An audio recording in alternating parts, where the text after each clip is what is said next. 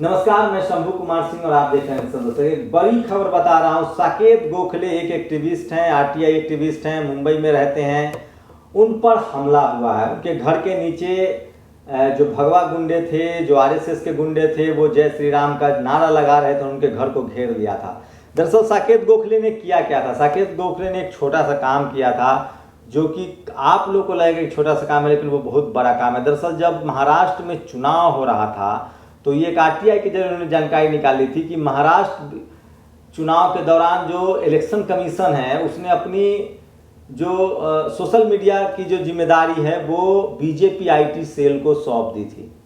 आपने ये भी देखा था कि कई स्टेट के चुनाव के जो तारीखें हैं वो सोशल मीडिया के जो आईटी हेड हैं, बीजेपी के जो आईटी हेड हैं, सोशल मीडिया हेड हैं मालवीय, उनके यहाँ पहले ट्वीट हो गया था। चुनाव आयोग ने उसकी डिक्लेरेशन बाद में की थी। लवासा का पूरा मामला याद है, किस तरह से अमित शाह और मोदी को उन्होंने क्लीन चिट देने से मना किया था। उसके बाद उनको चुनाव आयोग से हटा दिया गया है। उसी कड़ी में एक बड़ा खुलासा हुआ कि महाराष्ट्र चुनाव के दौरान चुनाव आयोग की जो सोशल मीडिया साइट थी उसको बीजेपी की आईटी सेल चला रही थी और इसको साकेत गोखले ने एक्सपोज किया था। और नतीजा ये हुआ कि ये खबर पूरे देश में वायरल हो रही है। पूरी दुनिया में लोग चुनाव आयोग की विश्वसनीयता पर सवाल उठा रहे हैं। देश में पहले ही ईवीएम को लेकर चुनाव आयोग की विश्वसनीयता संदिग्ध है। जिस चुनाव आयोग की भूमिका रही है उससे अब साफ हो गया है कि क्या सीधे सीधे चुनाव आयोग बीजेपी के इशारे पर काम करते, और इसी का भंडाफोड़ साकेत गोखले ने किया था। उसके बाद उनके घर पर देखिए किस तरह से ये वीडियो भी उन्होंने जारी किया है।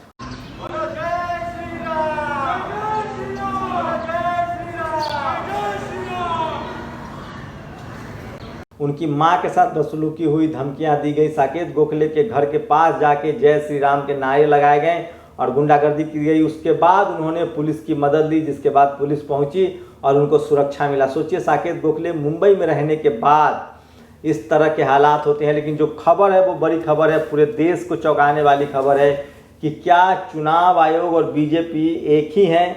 कुछ लोग मजाक में कहते हैं कि बीजेपी का 3-4 दलों से गठबंधन है। एक तो मीडिया से गठबंधन है, दूसरा चुनाव आयोग से गठबंधन है, तीसरा उसकी जो तमाम जो जातिवादी, ब्राह्मणवादी, मनुवादी व्यवस्था है उससे गठबंधन है, और तमाम उन लोगों से गठबंधन है जो कहीं ना कहीं आरएसएस से समर्थित हैं, चाहे वो कॉन्स्टिट्यूशनल पोस्ट पर हो, संवैधानिक पद पर हो।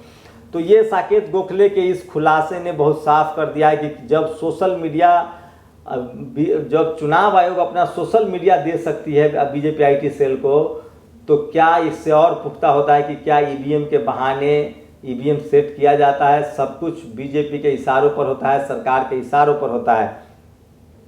एक जो सबसे अहम बात है कि सोचिए कि जब बहुजन समाज के लोग वोट नहीं गिरा पाते थे तो ये लोग बूथ लूटते थे और हमारे रिजर्व सीट पर अपने नौकर चाकर को खड़ा करते थे। उसके बाद मान्यवर कांशीराम साहब आते हैं और जिसकी जितनी संख्या भारी उसकी उतनी भागीदारी का नारा देते हैं, वोट हमारा, राज तुम्हारा नहीं चलेगा, ये तमाम नारे देते हैं। उसके बाद बहुजन समाज एक्टिव होता है। उसके बाद सोचिए कि कांग्रेस की सरकार में ईवीएम ले आया जाता है, और अब ईवीएम के बहाने तो कभी कभी सत्ता पलट भी होती थी, लेकिन अब साफ लोग कह रहे हैं कि ईवीएम जब तक रहेगा तब तक सत्ता हासिल नहीं होगा।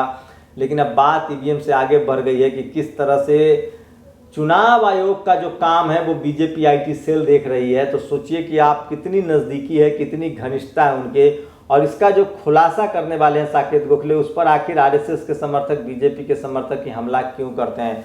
वो तो शुक्र है कि महाराष्ट्र में बीजेपी, शिवसेना और बीजेपी की सरकार नहीं है, शिवसेना और एनसीपी और कांग्रेस की सरकार है, वरना रोज साकेत गोखले जैसे लोगों को ये लोग लिंच करेंगे। और आप समझ लीजिए कि ये लोग कितना इंटॉलरेंट है कि अपनी आलोचना भी सुनने के लिए तैयार नहीं। तो साकेत गोखले के साथ खड़ी हुई बड़ी खबर थी, और सवाल पैदा होता है कि क्या अब चुनाव आयोग जो है वो सिर्फ नाम का रह गया है। एक खबर सीएजी के बारे में भी है, बड़ी खबर है। जो सीएजी पहले 250 रिपोर्ट देती थी, अब वो एक भी रिपोर्ट नहीं दे रही है।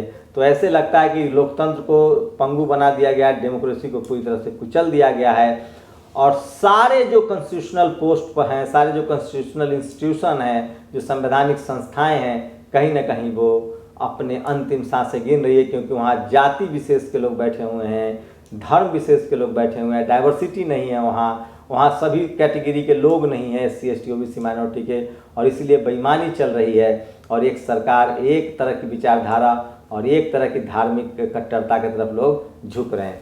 आपकी क्या राय है? अपनी राय जरूर दीजिए, लेकिन साकेत गोखले के साथ खड़ा होइए। शुक्रिया। नेशनल दस्तक की आपसे गुजारिश है कि अगर इसको बचाना चाहते हैं तो नेशनल दस्तक को सब्सक्राइब करने के लिए रेड कलर के सब्सक्राइब बटन को दबाएं, फिर बेल आइकन की घंटी दबाएं। नेशनल दस्तक को बचाने के लिए बहुत जरूरी है कि हर खबर को शेयर करें, लाइक करें, कमेंट जरूर करें।